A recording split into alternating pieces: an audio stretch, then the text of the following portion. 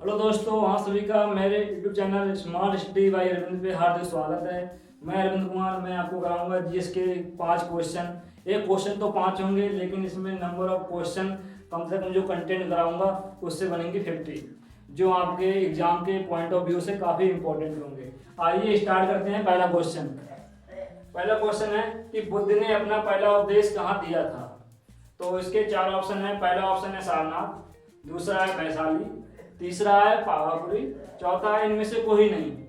तो इसका आंसर होगा सारनाथ। बुद्ध ने अपना पहला उपदेश सारनाथ में दिया था।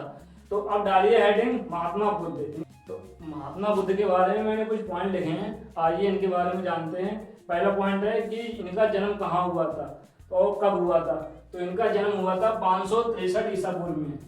563 ईसा पूर्व, लुम्बिनी। इनका जन्म 563 ईसा पूर्व में लुम्बिनी में हुआ था। ये लुम्बिनी स्थान पड़ता है नेपाल में। दूसरा पॉइंट है कि इनकी मृत्यु कब हुई थी। तो इनकी मृत्यु हुई थी 80 वर्ष की अवस्था में, 483 ईसा पूर्व में। 483 ईसा पूर्व, 80 वर्ष की अवस्था में। स्थान था पावापुरी।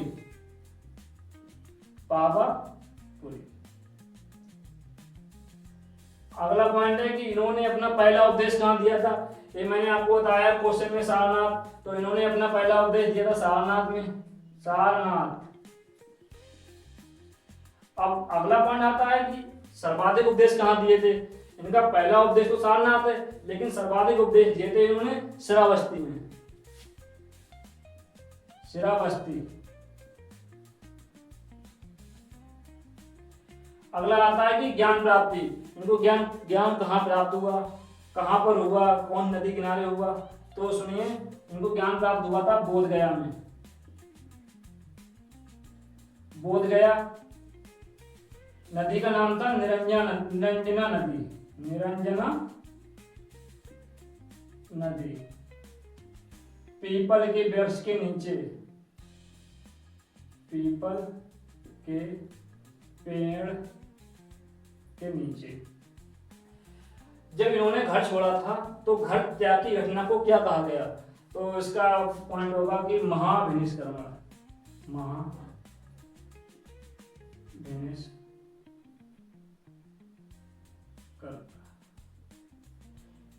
घर त्याग की घटना को महाभिनिष्क्रमण कहा गया। अब आइए अगले क्वेश्चन पे। नेक्स्ट क्वेश्चन है कि सत्यशोधक समाज के संस्थापक कौन है। सत्यशोधक समाज के संस्थापक कौन है। तो पहला ऑप्शन है राजा राममोहन राय, दूसरा ऑप्शन है विनोबा भावे, तीसरा ऑप्शन है ज्योतिबा फूले, चौथा ऑप्शन है दयानंद सरस्वती। तो आइए, ये पहला ऑप्शन है राजा राममोहन राय। इन्होंने की थी ब्रह्म समाज की स्थापना। इसकी की थी ब्रह्म समाज की स्थापना। जो विनोबा भावे हैं, इन्होंने चलाया एक आंदोलन जिसका नाम है सर्वोदय आंदोलन। सर्वोदय आंदोलन।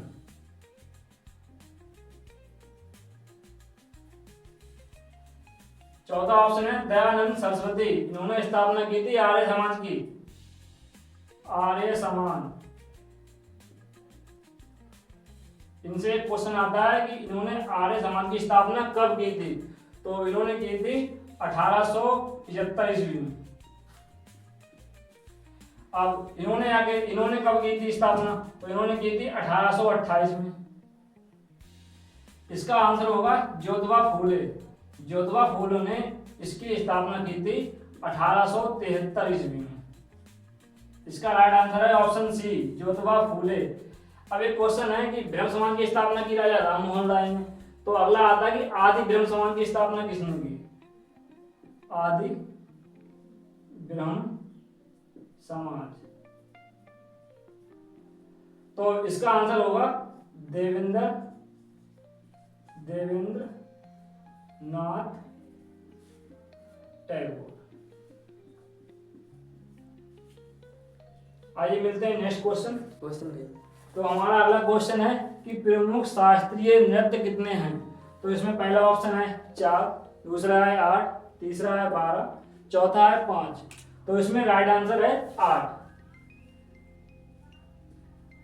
अब जानिए 8 कौन कौन से हैं। तो इसमें पहला होगा हमारा भरतनाट्यम,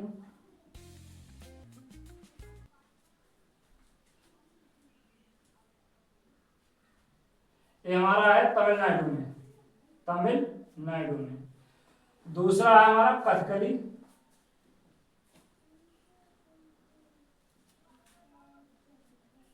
और तीसरा है मोहिनीअट्टम, मोहिनीअट्टम। ये दोनों नृत्य एक ही राज्य में है, केरल। चौथा है हमारा कथक, कथक ये है यूपी में। पांचवा है हमारा मणिपुरी, मणिपुरी हमारा है मणिपुर में, जो नाम से ही क्लियर हो रहा है मणिपुर। छठा हमारा है ओडिसी, ओडिसी नाम से ही पता चल रहा है कि ये ओडिशा में है, ओडिशा। हमारा सातवां है कुचिपुड़ी, ये हमारा है आंध्र प्रदेश में, आंध्र प्रदेश। एक सबसे नवीन है जिसका नाम है सत्रिया, एक सन 2000 में बना था, सबसे नवीन है। और ये हमारा है असम में। सबसे पुराना है हमारा भरतनाट्यम, सबसे नवीन है सत्रिया। आइए मिलते हैं नेक्स्ट क्वेश्चन। तो हमारा अगला क्वेश्चन है कि कर्क रेखा कितने राज्यों से गुजरती है। तो इसमें पहला ऑप्शन है 6, दूसरा ऑप्शन है 7, तीसरा ऑप्शन है 8 और चौथा ऑप्शन है 9। तो इसका राइट आंसर होगा 8। अब 8 राज्य कौन कौन से हैं आइए याद करते हैं ट्रिक से। तो हमारी ट्रिक क्या है, हमारी ट्रिक है कि मगरमच्छ झपटा, मगरमच्छ झपटा। तो देखिए मां से क्या है, मां से हमारा होगा मध्य प्रदेश, गा से होगा गुजरात, ला से होगा राजस्थान।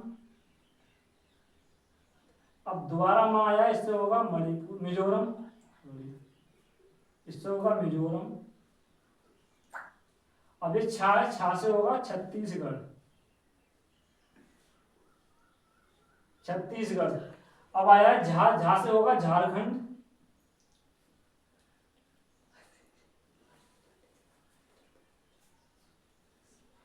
झारखंड। पा से होगा पश्चिम बंगाल, पश्चिम बंगाल। अब टा से होगा हमारा त्रिपुरा, त्रिपुरा। आशा करता हूं ये ट्रिक आपको पसंद आई होगी। आइए मिलते हैं नेक्स्ट क्वेश्चन पे। अगला क्वेश्चन है कि कौन सा देश भारत से सीमा साझा नहीं करता है। तो इसमें ऑप्शन है नेपाल, म्यांमार, चीन, नॉर्वे। इसका आंसर आप सभी को कमेंट में देना है। सभी को जय हिंद, वंदे मातरम। चलो धन्यवाद।